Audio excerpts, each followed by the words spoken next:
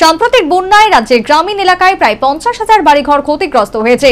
এই বাড়িঘরগুলি পুনর্নির্মাণের জন্য প্রধানমন্ত্রী আবাস যোজনায় আরো 50,000 ঘর চাইবে রাজ্য সরকার। তাছাড়া কৃষি জমি পুনরুদ্ধারের জন্য রেগা প্রকল্পকে কাজে লাগাবে দপ্তর।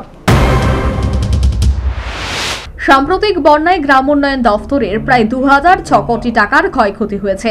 রাজ্যের গ্রামীণ এলাকায় প্রায় 6,000 স্থায়ী সম্পদের ক্ষয়ক্ষতি হয়েছে। প্রায় 50,000 বাড়িঘর নষ্ট হয়ে গেছে। এই বাড়িঘরগুলি পুনর্নির্মাণের জন্য প্রধানমন্ত্রী আবাস যোজনায় আরো 50,000 ঘরের দাবি জানাবে রাজ্য সরকার। বৃহস্পতিবার এই কথা জানালেন রাজ্য গ্রাম উন্নয়ন দফতরের সচিব। তিনি বলেন, 2018 সাল থেকে এখনো পর্যন্ত প্রধানমন্ত্রী আবাস যোজনায় রাজ্যে 3,23,000 ঘর বরাদ্দ করা হয়েছে।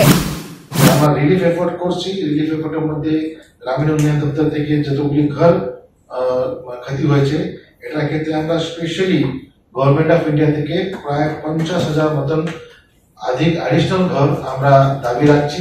এটার ক্ষেত্রেও আমাদের letter government of India ministry of rural ডেভেলপমেন্টকে চলে গেছে। সঙ্গে সঙ্গে আপনারা সবাই জানেন যে স্টেট গভর্নমেন্ট থেকেও আমরা প্রায় 40 কোটি টাকার অ্যাডিশনাল একটা গভর্নমেন্ট সাপোর্ট পেয়ে গেছি।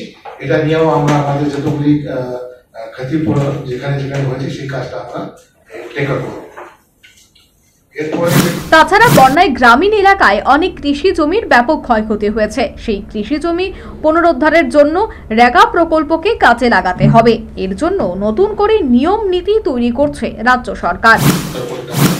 এই যে বন্যার মোকাবিলা করার জন্য আমরা একটা এসওপি স্টেট লেভেল থেকে জারি করেছি, যে আমাদের এমজিএম লেভেল যে স্কিম রয়েছে, এই স্কিমের মাধ্যমে সমস্ত জায়গাতে যেখানে যেখানে এই বন্যা সিলটেশন হয়েছে, মাটি বালু টালু, এটা যদি কোনো কেউ এগ্রিকালচার ফিল্ডে যদি চলে আসছে বা অন্য জায়গাতে চলে আসছে, আমরা এটা ডিসিল্টিং করার জন্য, সঙ্গে সঙ্গে জল যদি জমে থাকে এটা ডিওয়াটারিং করার জন্য এই দুইটা কাজ আমরা এমজিএম লেভেল থেকে হাতে নিতে পারি।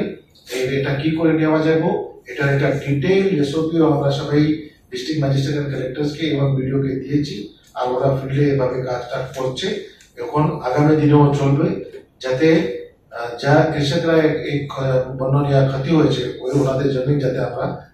এদিকে সার্বিক ক্ষয়ক্ষতি পূরণের জন্য অন্যান্য দফতরের সঙ্গে গ্রাম উন্নয়ন দফতর কেন্দ্র সরকারের কাছে আর্থিক সাহায্য চেয়েছে।